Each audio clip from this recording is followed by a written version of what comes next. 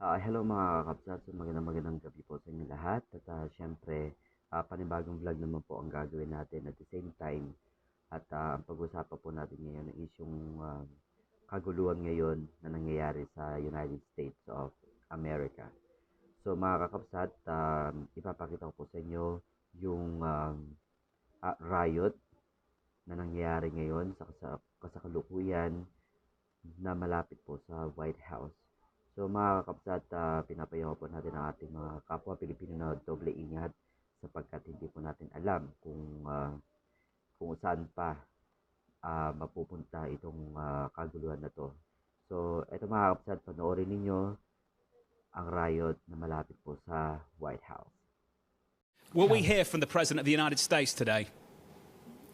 Yes, and in fact, the president is going to be meeting with Attorney General William Barr later this morning in the 10 o'clock hour, Jonathan, and then we'll have a teleconference call with governors from around the country and national security officials from around the country as America wakes up to scenes of unrest and unfortunately riots that played out from Boston to Santa Monica here in Washington, D.C., just outside of the White House, where the riots really erupted, and there were several clashes with Secret Service agents as well as police officials. Like other cities, the mayor of Washington, D.C., Muriel Bowser, imposing a curfew of 11 p.m. last night. Unclear if that's going to continue for tonight, though it is expected. I spoke with a senior source yesterday on Joe Biden's presidential campaign and asked how the Biden campaign would be dealing with this. And what this source told me, Jonathan, was that he is going to likely continue to be making appearances at peaceful protests and at the same time calling for there to be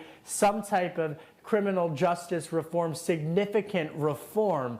You'll think back to the conversations that we've had right here on this program about economic stimulus over the next couple of weeks.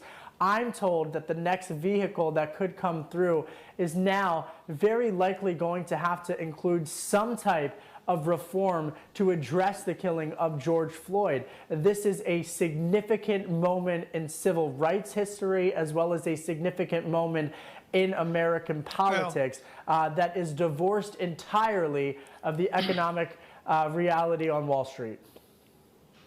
For our international audience here on TV and radio, and also, of course, for all of you waking up across this nation, the imagery of Lafayette Park north of the White House. Kevin, to be clear here, they turned the lights out at the White House for a security reason. There was unrest at Lafayette Park, but as you mentioned on civil rights, this is not 1968, way up 14th Street, plus U Street in Washington. No. What's the distinction that you observed in the unrest in Washington overnight versus other protests and riot we've seen? You know, you mentioned 14th Street, a historic African-American, which has a very rich African-American history in the city of Washington, D.C. You cross town about a mile by the White House, go to the historic National Mall where the Washington Monument, the World War II Memorial, as well as other memorials, they have been graffitied. And the images of America's national monuments, historical monuments, where Martin Luther King Jr. gave his I Have a Dream speech on the steps of the Lincoln Memorial, to see the graffiti of Black Lives Matter imprinted on those monuments is an image that no doubt will be remembered for years to come. Kevin, so far the president has taken a pretty partisan approach in terms of his rhetoric, coming out with a series of tweets arranging with accusations against the media as well as Antifa, saying that he was going to designate it as a terrorist organization. Is there any pushback from Republicans saying that the president should take a page from the traditional playbook in this type of situation of taking a more bipartisan tone in terms of addressing the nation? Yes, there is. And in fact, I spoke with several Republican staffers and including a re-election campaign official over the weekend who, quite frankly, I would describe their mood as uncomfortable, to put it mildly, with the response coming from the president. We saw this response after Charlottesville. Senator Marco Rubio, a Republican from Florida, in the last 24 hours, Lisa, tweeting out, and you mentioned Antifa, tweeting out that the riots and the looting and the fires that were set were carried out by, according to the senator's words, Antifa terrorists.